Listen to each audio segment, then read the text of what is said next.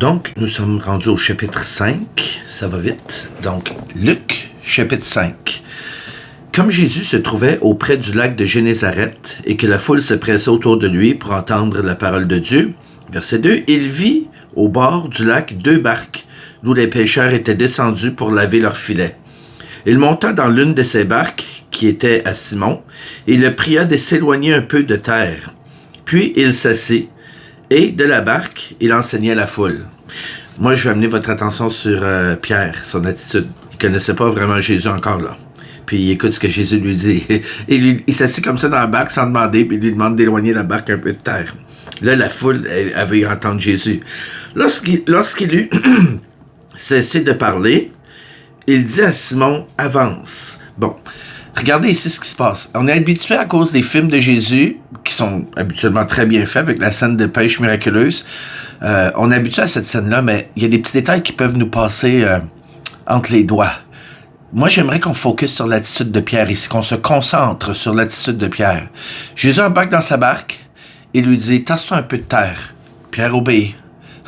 Pierre sort de nulle part. On ne sait pas c'est qui vraiment encore. Il obéit.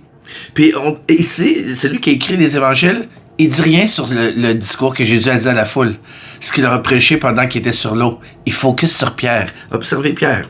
Lorsqu'il lui cessait de parler, c'est la seule façon qu'il décrit le sermon, ou peut-être un sermon extraordinaire qu'il a dit, parce qu'après, il a fait un acte extraordinaire. Mais non, pour Luc, c'était pas important le sermon qu'il a dit. Et Luc, il dit, regardez Pierre. Et il dit à Simon, avance en pleine eau et jetez vos filets pour pêcher. Simon lui répondit, Maître, nous avons travaillé toute la nuit, sans rien prendre. Mais sur ta parole, je jetterai les filets. Ça, mes amis, c'est ce que Luc veut. Il veut qu'on se concentre là-dessus. Ça, c'est l'attitude pour le divin. Je ne veux pas commencer à vous vendre des miracles avec certains états d'esprit comme font certaines personnes. Mais par contre, il y a une attitude qu'on peut avoir pour avoir le divin. Pour faciliter, pour ouvrir la porte, un peu comme Jean le Baptiste disait, aplanir le sentier pour que le divin vienne agir dans notre vie, à travers notre vie. Puis c'est exactement ce que Pierre est en train de démontrer ici, puis c'est ce que Luc amène à notre attention. Donc verset 5, Simon lui répondit, Maître, nous avons travaillé toute la nuit sans rien prendre. Mais sur ta parole, je jetterai les filets.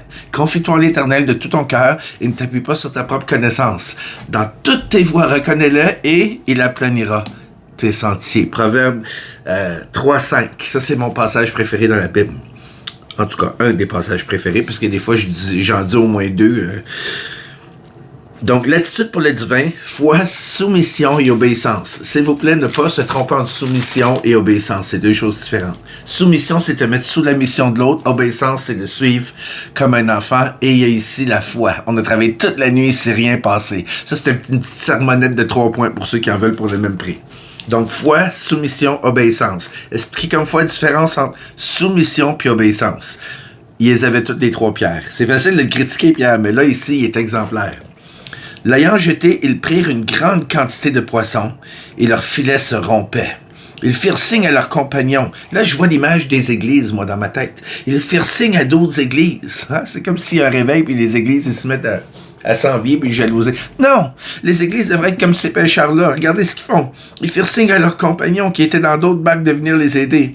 Ils vinrent et remplirent les 2 barques au point qu'elles enfonçaient. Dieu veut bénir. Quand l'esprit souffle, quand les poules se mettent à voler ou les dindes volent puis l'esprit fait des choses extraordinaires, peu importe les dénominations, allez me les chercher de toutes les églises catholiques, baptistes, pentecôtistes, anglicans, presbytériens, allez me les chercher. Et donc, il fit ça à un compagnon, et quand il vit cela, Simon-Pierre tomba à genoux devant Jésus. Pour moi, il devait être rendu sur la plage, puis je me suis tout le temps essayé de voir comment il avait fait ça dans une barque, mais c'est possible. Il dit, Seigneur, retire-toi de moi, parce que je suis un homme pécheur. Il avait obéi, puis regardez, là, il a vu le divin.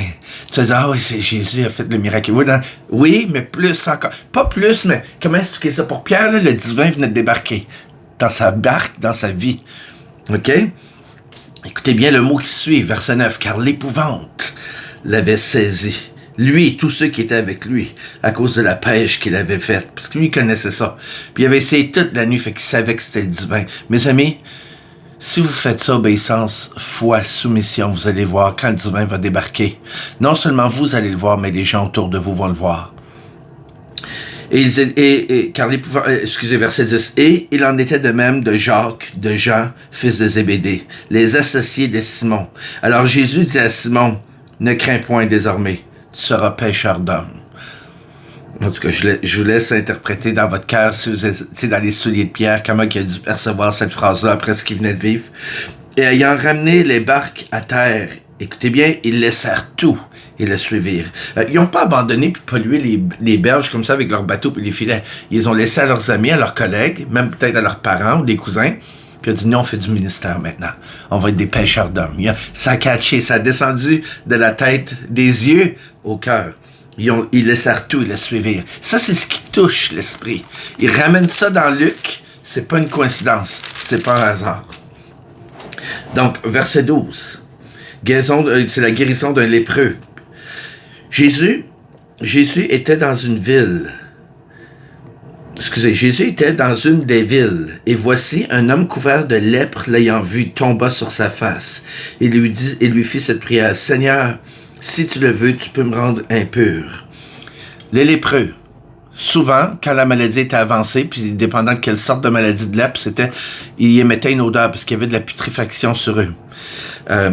Je veux pas le rendre plus extrême qu'il y ait déjà. Les gens n'étaient pas attirés vers les lépreux, ils avaient peur. Et la dernière chose, c'est qu'ils n'avaient pas de contact. Peut-être que cet homme-là n'avait pas été touché par un être humain. Écoutez-moi bien, depuis plusieurs années. Peut-être pour vous, je sais pas si vous êtes un antisocial, mais même les pires antisociaux ont besoin d'un toucher tôt ou tard par un être humain. Ce gars-là n'avait pas été touché depuis une éternité. Dès qu'il s'en venait et que tu entendais le bruit de la cloche, ou que tu voyais que c'était un lépreux, ou que tu voyais qu'il y avait un masque sur sa bouche, les gens se sauvaient littéralement, ils reculaient, il y avait un dédain. OK? Ça, c'est le contexte psychologique de cet homme-là. Puis Jésus va faire un geste très psychologique. Je fais de la relation d'aide depuis 28 ans, puis je peux vous dire que ce que Jésus fait ici, c'est intentionnel. Jésus étendit la main. Il dit, Seigneur, si tu veux, tu peux me rendre pur, verset 12. Verset 13, Jésus étendit la main et le toucha. Il n'était pas obligé de toucher. Il aurait pu juste le rendre pur de même, mais il le toucha. Il dit, je le veux, sois pur. Aussitôt, la lèpre le quitta. Puis il lui ordonna de n'en parler à personne. Ça, c'est la meilleure façon que ça se répande. Hein? Puis il lui ordonna de n'en parler à personne. Mais il dit, va te montrer au souverain sacrificateur et offre pour ta purification ce que Moïse a prescrit, afin que cela leur serve de témoignage. Sa renommée se répandait de plus en plus. On voit que si lui n'a pas parlé, les sacrificateurs ont dû en parler. Sa renommée se répandait de plus en plus et les gens venaient en foule pour l'entendre et pour être guéris de leur maladie. Et lui, il se retirait dans les déserts et priait. Les pasteurs, mes frères dans le ministère, les gens, les laïcs, tout chrétien qui témoigne avec sa vie ou de sa vie, qui marche dans la vie chrétienne, fidèle et docile à Dieu, dans un monde comme le nôtre, on a besoin de déserts. Pas juste les déserts pour nous éprouver. On a l'habitude d'entendre ça dans les messages. On a besoin de bons déserts aussi. Des déserts, c'est des moments où tu es seul avec toi-même puis avec Dieu. Des moments où tu te retrouves. C'est pour ça qu'il faut faire vraiment attention avec nos petites babioles électroniques. Parce que les autres vont nous empêcher de rentrer dans ces bons déserts. Donc, verset 17. Un jour, Jésus enseignait des pharisiens. Un jour, Jésus enseignait, point. Des pharisiens et des docteurs de la loi étaient là, assis, venus de tous les villages de la Galilée, de la Judée et de Jérusalem. Écoutez bien ceci.